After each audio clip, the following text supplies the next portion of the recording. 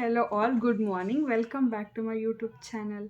And ನೀವೇನಾದರೂ first time ನನ್ನ ನೋಡ್ತಾ ಇದ್ದರೆ ನನ್ನ ಹೆಸರು ಮಮತಾ ಗೌಡ. ನಾನು ರೀಸೆಂಟಾಗಿ ನಾನು ಯೂಟ್ಯೂಬಲ್ಲಿ ಈ ಜರ್ನಿ ಸ್ಟಾರ್ಟ್ ಮಾಡಿದ್ದೀನಿ ಆ್ಯಂಡ್ ತುಂಬ ಜನ ಸಪೋರ್ಟ್ ಮಾಡ್ತಾ ಇದ್ದೀರಾ and thank you for that.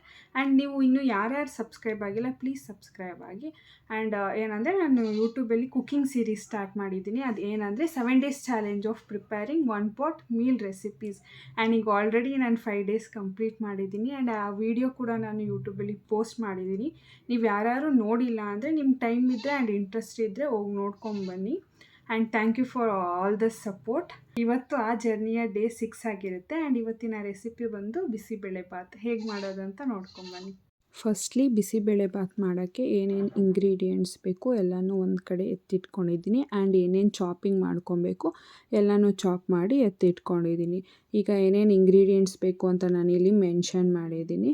And ಈಗ ಫಸ್ಟ್ ಸ್ಟಾರ್ಟ್ ಮಾಡೋಣ. ಫಸ್ಟ್ ಈಗ 1 ಗ್ಲಾಸ್ ಅಕ್ಕಿ ತೊಗೊಂಡ್ರೆ 1/2 ಗ್ಲಾಸ್ ದಾಲ್ ಅಥವಾ ಬೇಳೆ ತೊಗೊಂಡು ನೀಟಾಗಿ 2 times ವಾಶ್ ಮಾಡ್ಕೊಳ್ಳಿ ಆ್ಯಂಡ್ ವಾಶ್ ಮಾಡಿ ಅದನ್ನು ಸೈಡ್ಗೆ ಎತ್ತಿಟ್ಕೊಳ್ಳಿ.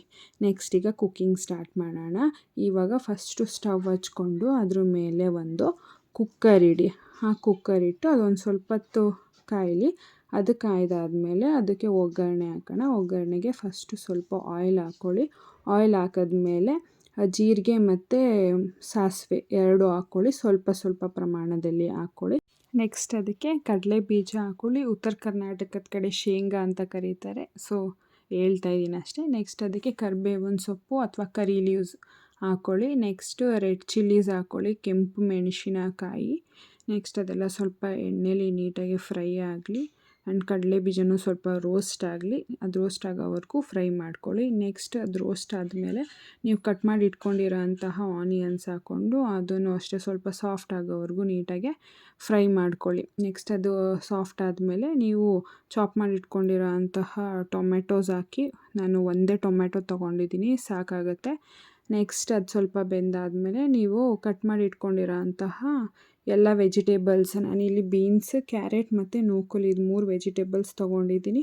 ನಿಮ್ಮ ಮನೆಯಲ್ಲಿ ಬಟಾಣಿ ಇದ್ದರೆ ಅದನ್ನು ಯೂಸ್ ಮಾಡ್ಕೊಬೋದು. ನಮ್ಮ ಮನೇಲಿ ಇರಲಿಲ್ಲ, ಸೊ ನಾನು ಇದು 3 ತೊಗೊಂಡು ನಾನು ಮಾಡ್ತಾಯಿದ್ದೀನಿ.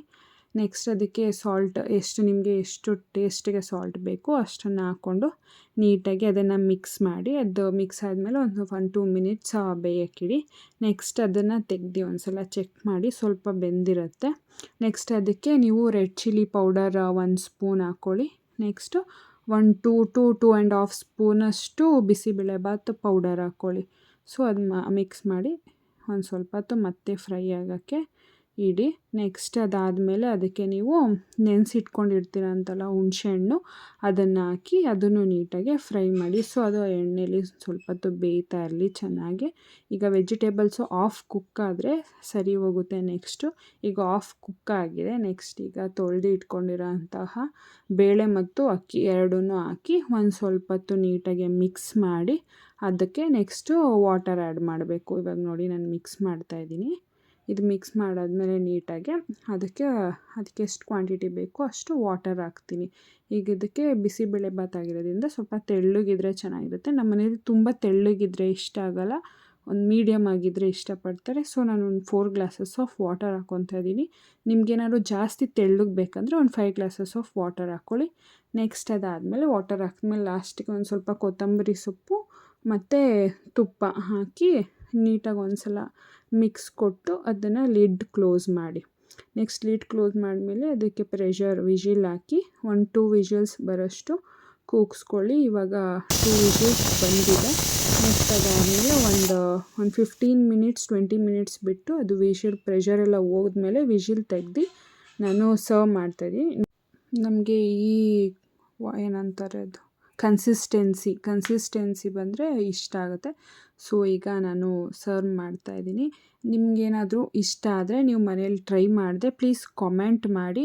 ಆ್ಯಂಡ್ ಇನ್ನೂ ನೀವು ಯಾರ್ಯಾರು ಸಬ್ಸ್ಕ್ರೈಬ್ ಆಗಿಲ್ಲ ಪ್ಲೀಸ್ ಸಬ್ಸ್ಕ್ರೈಬ್ ಮಾಡಿ. And thank you for watching.